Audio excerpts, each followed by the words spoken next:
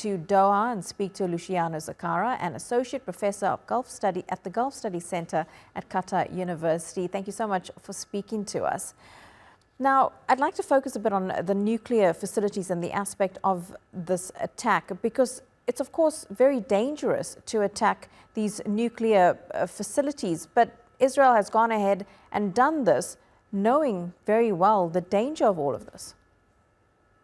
Exactly. And I would like to see how other governments are also complaining about that and criticizing Israeli attacks on facilities that, if they happen in another country that they have nuclear facilities, would be considered as a dangerous and a very complicated situation generated by a military attack, like, for instance, what happened in Ukraine with Chernobyl. So, yeah, of course, they bombed facilities in Natanz, facilities in which there are a lot of products that they are being produced, uranium that had been enriched. The only thing that they were not attacking was the electrical power plant, nuclear power plant in Bushehr. But the International Atomic Energy is receiving reports about how the situations are, that they are not radioactivity recorded in any site. But in any case, it's something very dangerous that is not going to affect Iran only, but the whole region.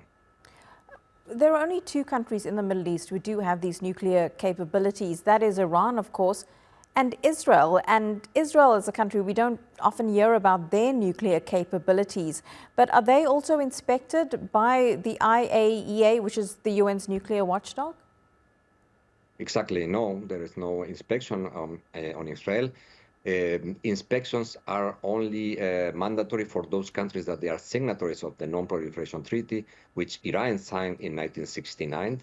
And until now, they have been following the instructions and the inspections organized by the agency, while Israel is not signatory of this agreement, and therefore they don't have any kind of inspection.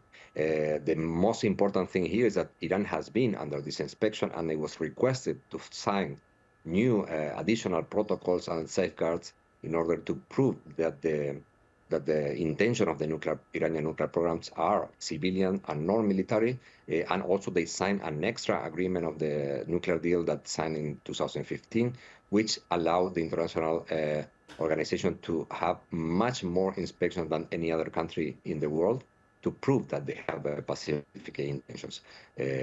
Now, with this new situation, it's very difficult to believe that they will believe again in negotiating something with the United States, in surrendering something that has been achieved so far, and moreover, considering that it was Trump who decided to leave the JCPOA some years ago, and also considering these attacks that they have been considered as an act of war.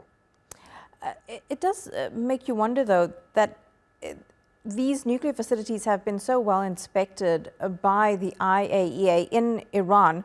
What then do you make of yesterday's resolution by the nuclear watchdog against Iran?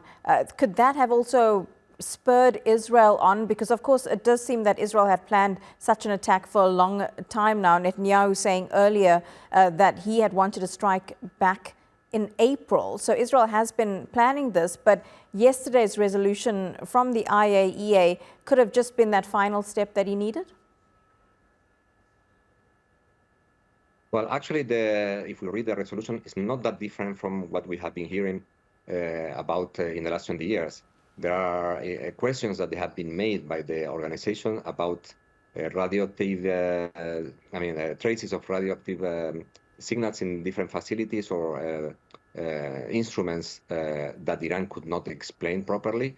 And they have been requesting Iran to reply to these questions for many years, but never it was the conclusion that this lack of responses proved or demonstrated that Iran had a nuclear program with military purposes. And in any case, if that was the case, what the report says that this program, military program, was abandoned in 2003.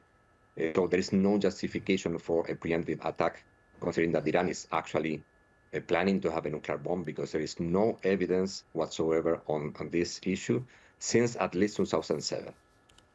Thank you so much for explaining that also well to us, Associate Professor of the Gulf Studies Center, Luciano Zaccara. Thank you.